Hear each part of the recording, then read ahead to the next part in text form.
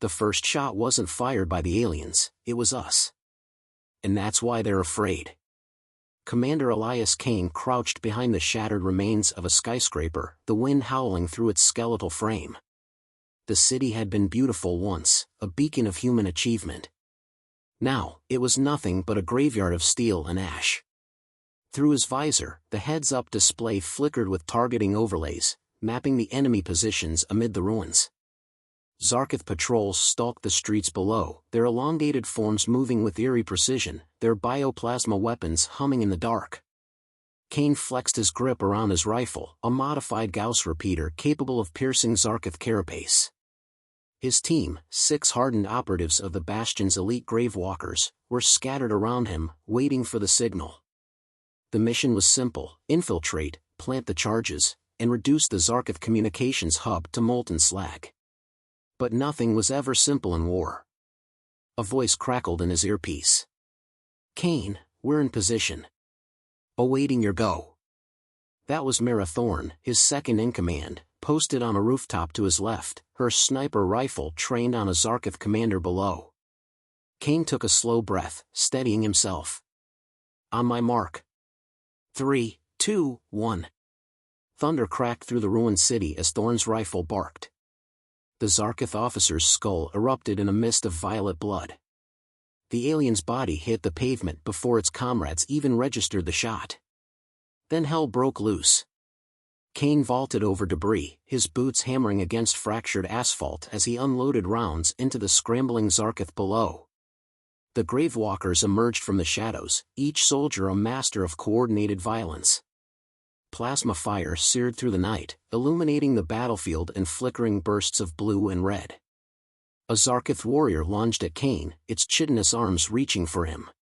He ducked, pivoting sharply before driving his combat knife between its armor plates. The alien hissed, acidic blood sizzling against his gauntlet. With a twist, Kane yanked the blade free, and the creature crumpled. "Move! We breach in 60 seconds, he barked, pushing forward through the chaos. The communications hub loomed ahead, a reinforced structure built atop the ruins of a human data center. The Gravewalkers stormed its perimeter, cutting down resistance with ruthless efficiency. They moved like a single unit, covering angles, laying suppressive fire, making every bullet count. Kane slammed a charge onto the reinforced doors, triggering the thermite fuse. "Clear!" He barely had time to brace before the explosion punched through the steel barrier, showering the interior in molten slag. The Gravewalkers surged inside, weapons up. The command center was a nest of alien machinery, holographic displays shifting between incomprehensible symbols. Zarkith technicians shrieked in alarm, scrambling for weapons. Kane didn't give them the chance. "Set the charges," he ordered. His team scattered, placing explosives along the key data conduits. The moment these detonated, the Zarkith would be cut off from their command network, blind and vulnerable. A movement caught Kane's eye. He turned just as a Zarkith lieutenant lunged, wielding a crackling energy blade. Kane parried with his forearm, absorbing the blow with his reinforced gauntlet before driving his knee into the alien's abdomen. It reeled, and he capitalized, firing 2 rounds into its chest. It collapsed with a gurgling wheeze. "Charges set," Thorne reported. "We need 60 seconds to arm them." Kane nodded. They were almost done. Almost free. Then his HUD blared a warning, an encrypted distress signal, routed through a human frequency. Kane frowned. Only one possibility, a traitor. "Gravewalkers," he growled, "we've been compromised." No sooner had the words left his lips than the world erupted in a blinding flash. The roof disintegrated as a Zarkith dropship descended, its cannons raking the ground with suppressive fire. From the smoldering dust, armored alien warriors poured in, outnumbering them 5 to 1. Kane swung around just in time to see Mara Thorne lower her rifle and raise her hands. His blood turned to ice. "You," he said, his voice barely above a whisper. Thorne met his gaze, her expression unreadable. "I had no choice, Kane." The betrayal hit harder than any bullet. The woman he trusted, his second-in-command, his sister in arms, had sold them out. Zarkith warriors advanced, weapons leveled. The Gravewalkers tensed, outgunned and outmaneuvered. Kane clenched his jaw. Surrender wasn't an option. He flicked his comms to private. Arm the detonators manually. Thorne's eyes widened. Kane, don't. He ignored her. If he was going down, he was taking every last bastard with him. The moment Kane flicked the detonator switch, time slowed. For a breath, silence reigned. Then the world erupted. The charges ripped through the Zarkith command hub in a chain reaction of fire and shrapnel. Alien screams filled the air as structural supports buckled, sending tons of concrete and alien machinery collapsing into the depths. Kane hit the ground just before the shockwave slammed into him, knocking the breath from his lungs. His visor flickered with static. His suit's impact gel absorbed most of the damage, but pain still lanced through his ribs. Dust clogged the air. Heat pressed in. A low, rhythmic beeping pulsed in his HUD, his vitals redlining. Then, gunfire. Kane rolled onto his back, pulling his sidearm. Blurred figures moved in the haze, their elongated forms unmistakable, Zarkith warriors, regrouping amid the chaos. A familiar voice cut through the din. Kane, get up. Sergeant Callow, one of the last standing Gravewalkers, hauled him to his feet. His armor was scorched, his rifle nearly out of charge, but his eyes burned with defiance. Where's the team? Kane rasped. Callow's jaw clenched. Scattered. Kessler's gone. Torres, too. I saw Thorne heading out with the Zarkith before the blast. Kane's grip tightened around his pistol. Mira Thorne. The name was a wound, fresh and raw. His second-in-command had betrayed them. He wanted to believe there was an explanation, coercion, desperation, anything. But the look in her eyes when she surrendered told him otherwise. She'd made her choice. No time for fury now. They had to move. Kane's comms crackled, static laced with a faint, desperate voice. Is anyone reading this? We're pinned at Sector 9, Zarkith patrols everywhere. Private Langley. Alive. Kane didn't hesitate. Hold your position, Langley. We're coming to you. The two men slipped through the ruins, staying low, using the dust and rubble as cover. Zarkith forces moved with eerie coordination, sweeping the wreckage in squads, their plasma weapons humming with lethal intent. But Kane and Callow were ghosts, trained to kill in the dark. They hunted. A lone Zarkith guard passed too close. Kane struck like a viper, his combat knife slipping beneath the alien's armor, severing its throat. He caught the body before it could fall, dragging it into the shadows. Callow took down another, silenced rounds punching through its skull. The pair pressed on, carving a silent path through the enemy ranks. Sector 9 was a hellscape. Fires raged in the collapsed ruins. A half-dozen human fighters huddled behind fallen concrete, their rifles barely keeping the encroaching Zarkith at bay. Plasma bolts carved glowing scars into the rubble around them. Kane didn't waste time. He snatched a grenade from his belt, primed it, and hurled it into the densest cluster of Zarkith troops. Boom! The explosion gutted the street. Alien bodies twisted in the fireball. The surviving Zarkith hesitated, just long enough. Kane and Callow moved. They hit the enemy flank like a hammer. Kane's rifle barked, Callow's shotgun boomed, and the air filled with the wet, violent sounds of war. The remaining Zarkith fell within seconds.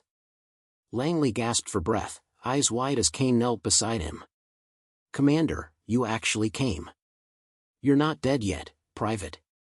Let's keep it that way. Kane scanned the group. Langley and 4 others, out of an original squad of 15. Damn. We need an evac route, Callow said. That blast got the Zarkith's attention. We've got maybe 10 minutes before they regroup. Kane checked his HUD. Their closest extraction point was too far. They wouldn't make it on foot. But there was one option. The underground tunnels. Long before the Zarkith invasion, The city had built subterranean infrastructure, an abandoned maze of old transport lines, maintenance shafts, and pre-war human defenses. The Zarkith hated going underground. Something about the metal compositions interfered with their biology. Kane turned to Langley. "The old metro lines, are they still intact?" Langley nodded. "I saw an entrance 2 blocks east." But, he hesitated. "There's something down there. Some of our scouts went in last month and never came back." Kane didn't blink. "Sounds like a problem for later. Move out." The tunnels were worse than Kane expected. Pitch black. Silent. Rotten air thick with dust and decay. The moment they descended, the walls seemed to press in, swallowing them in claustrophobic darkness. Their helmet lamps cut thin beams through the gloom, revealing rusted tracks and skeletal remains, some human, some not. "Keep tight," Kane murmured. "Weapons hot. No noise unless necessary." They advanced in formation, sweeping every corner. Something dripped in the distance, an unsettling rhythmic sound, like something breathing. Langley swallowed. "Commander. I really don't like this place." Neither did Kane.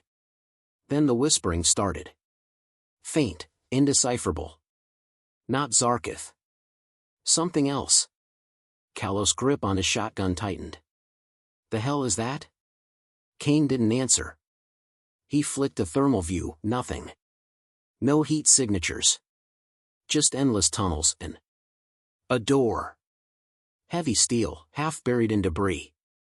Human markings. Military. Pre-invasion. Kane ran a gloved hand over the faded insignia. A warning symbol. Biohazard? No. Something older. "Commander." Langley's voice trembled. "I think this is why no one comes back." Kane exhaled. Whatever was behind that door, it had been locked for a reason. But right now, it was their only way forward. And Kane had never been the kind of man to back down. The door loomed before them, thick with rust and age, a remnant of humanity's forgotten past. Faded insignias warned of dangers beyond, but Kane barely hesitated. He had bigger threats behind him. "Stand back," he muttered. He planted a shaped charge along the rusted seams and stepped away. Boom. The explosion echoed down the tunnel, sending dust and debris swirling into the air. The door groaned, hinges screaming as it gave way, revealing a darkness even the gravewalker's helmet lights struggled to penetrate. Kane stepped in first. The air inside was stale, heavy with an unnatural stillness. The room beyond was vast, an old military facility, its walls lined with dead consoles and shattered monitors. Broken weapons lay scattered across the floor, their designs unfamiliar. "Commander," Callow said, his voice tight. "This isn't just an old bunker. This is a research site."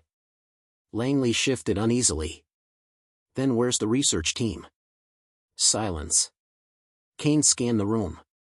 Something was wrong. Not just the emptiness, but the absence of decay.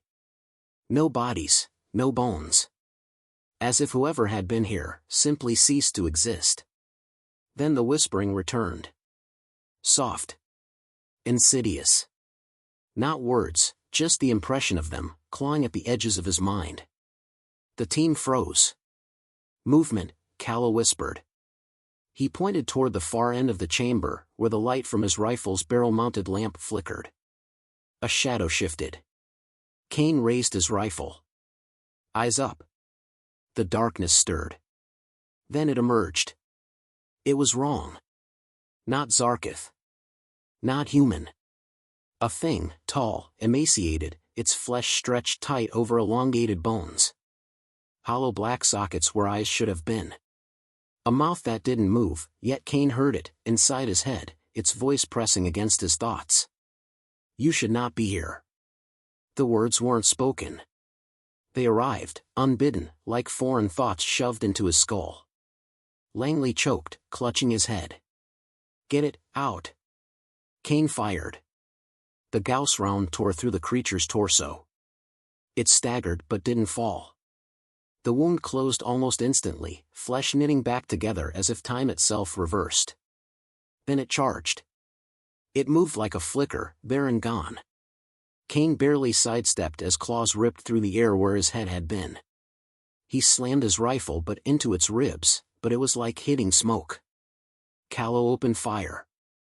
Plasma rounds punched into the thing, illuminating its form in flickering bursts. It screeched, not in pain, but in anger. Not again. The air vibrated with its words. The walls shook. Then the lights failed. Darkness swallowed them. The sound of metal scraping against concrete multiplied. Not one. Many. Kane's mind raced. This wasn't just some forgotten experiment, this was something older. A prison. And they had just opened the door. Move! Kane barked. They sprinted for the exit, but the shadows moved faster. Langley screamed as something yanked him backward. His gun clattered to the ground. Kane spun, raising his rifle, too late. The darkness swallowed the private hole. No body. No sound. Just, gone. Keep running. The command wasn't his. It was in his mind. A voice not human, not alien, but something else. A second later, Kane saw her. Mira Thorne. Standing in the shattered doorway, her face pale, her expression haunted. No time, she snapped. Follow me. He should have shot her.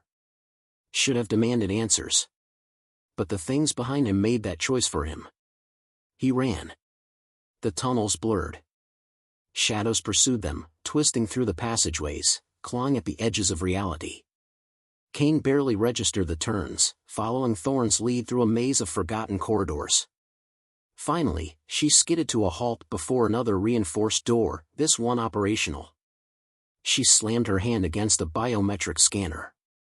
The lock released. They tumbled inside. The door sealed shut. Darkness slammed against the metal, unseen hands pounding, clawing, demanding entry. But the steel held. Then, silence. Kane pressed his back against the wall, breathing hard. Callow was bent over, hands on his knees. Thorne stood across from them, her rifle lowered, but her eyes guarded. Kane pushed off the wall. His gun was up before she could react. Start talking, he growled. Thorne met his gaze without flinching. If I hadn't betrayed you, you'd all be dead. His finger twitched on the trigger. She exhaled. The Zarkith aren't the real threat. They think they are, but they're just another empire, another conqueror. This? She gestured at the sealed door. This is older. This is what the Zarkith fear. Callow spat blood. That's great. But Langley's dead because of you. Thorne's jaw tightened. I didn't have a choice. Kane stepped closer. You always have a choice. She hesitated. Then, not this time.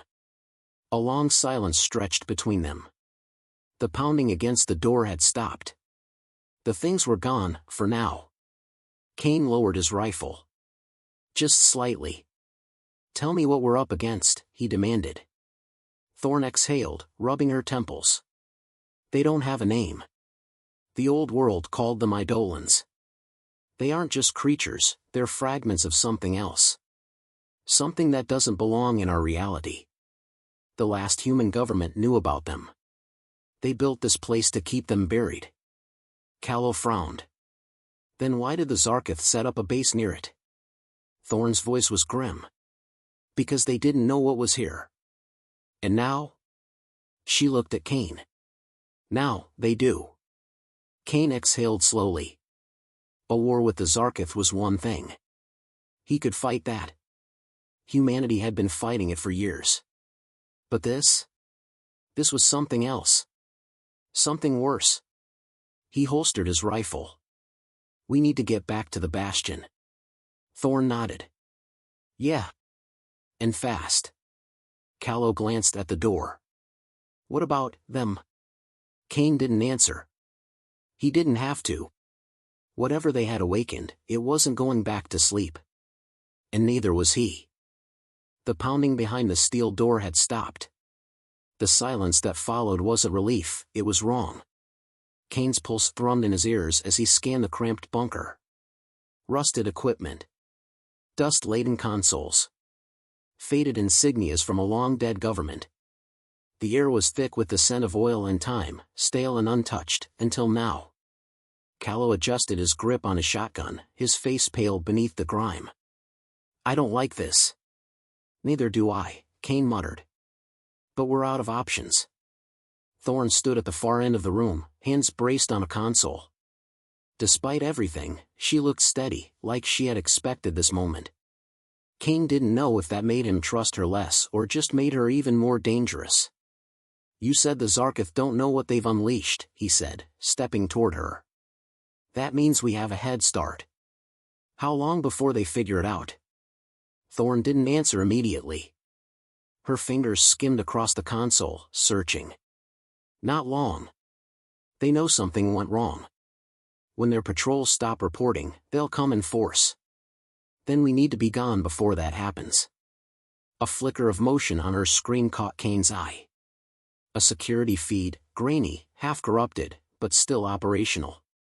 The tunnel they had come through was empty. No sign of the creatures. No bodies. No Langley. Kane clenched his jaw. "That doesn't mean they're gone." Callow exhaled sharply. "So, what? We just walk out there and hope they're done playing?" Thorne shook her head. "No. There's another way out."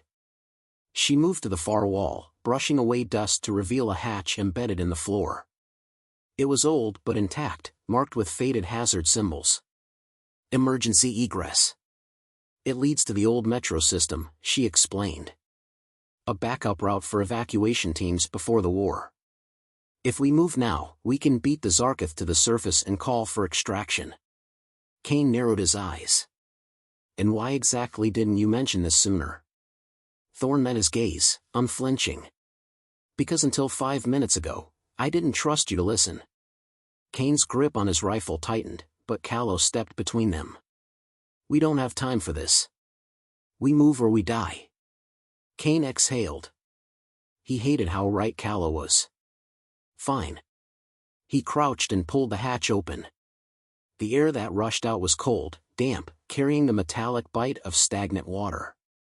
He swung his rifle's flashlight downward, revealing an iron ladder descending into darkness. "Stay sharp," he said, then started the descent. The tunnels stank of rot. Water dripped from corroded pipes, pooling along cracked tiles. The station they entered had been abandoned long before the war. Decay had claimed it, but something else had moved in. Kane's boots splashed as he landed on the platform. Callow and Thorne followed, weapons raised. A distant sound echoed through the tunnel. Not footsteps. Something scraping. Callow tensed. "We are not alone down here." Kane motioned for silence. He switched his visor to thermal. Nothing. Too quiet. Too clean. It set his instincts screaming. "Move fast, but stay frosty," he muttered. They hurried through the station ruins, weaving between shattered benches and derailed train cars. The overhead signs, once bright with destination names, hung at odd angles, their letters faded by time. Then the whispering returned. Soft. Muted. Pressing against the edges of thought. Callow flinched. "God damn it, Kane." Kane raised a fist. "Hold." A faint shape shifted beyond the far end of the tunnel. A humanoid silhouette, swaying, watching. Not a Zarkith. Not human. And then it moved. Not forward. Not toward them. It phased. One moment it was there, the next it was further away, like skipping frames in a corrupted video. Callow swallowed hard. "That is so much worse than running." Thorne muttered something under her breath. Kane didn't ask what, he was too busy aiming. Then his visor glitched. The tunnel shook. Kane fired. The creature screamed. A sound like metal tearing, like something unraveling. His Gauss rounds punched into its center mass, but the thing didn't die. It split. What had been one shadowy form became two. Then four. Callow swore. "Are you kidding me?" They ran. Kane fired behind them, each shot slowing the creatures but never stopping them. Their forms flickered, distorting reality with every step, closing in. The exit was in sight. A rusted maintenance ladder leading up to daylight, up to survival. "Go!" Kane barked. Callow scrambled up first, hauling himself into the access hatch. Thorn followed. Kane turned to fire one last time. Something grabbed his arm. Cold. Clammy. Like fingers made of mist and bone. And then, a voice. Not words. Not speech. Just a weight pressed against his mind. An understanding. "You do not belong. You were never meant to last." Pain spiked behind his eyes. Memories bled into his thoughts, his childhood, the first time he saw Earth burning, the faces of the soldiers he'd lost. A warning. A message. And something else. A glimpse of a war still to come. Then Callow's hand grabbed him. "Kane." He yanked Kane free, dragging him up the ladder. The second Kane cleared the hatch, Callow slammed it shut. The moment it sealed, the world snapped back to reality. The whispers stopped. They were outside. The sky above them was gray with smoke, but it was real. The cold wind bit at Kane's skin. They had made it. Kane rolled onto his back, breathing hard. His arm tingled where the thing had touched him, but there was no wound. No mark. Callow groaned. "If we ever go underground again, shoot me first." Thorn exhaled. "We need to leave before the Zarketh arrive." Kane sat up, scanning the horizon. The distant glow of Bastion's orbital beacon pulsed overhead. Their home. Their last stronghold. His comm crackled to life. "Commander Kane, this is Bastion Command. Do you read?" Relief flickered through him. Loud and clear, "Command. You're late." Kane looked at the sealed hatch. At the thing waiting below. "Had some company," he said. A pause. Then, understood. "Sending extraction now." The wind howled. Kane exhaled. He had gotten his team out. He had survived. But in the pit of his gut, he knew the war had changed. The Zarketh were still the enemy. But they were no longer the only enemy. And Kane had a feeling that whatever was buried beneath Earth's ruins wasn't done with him yet.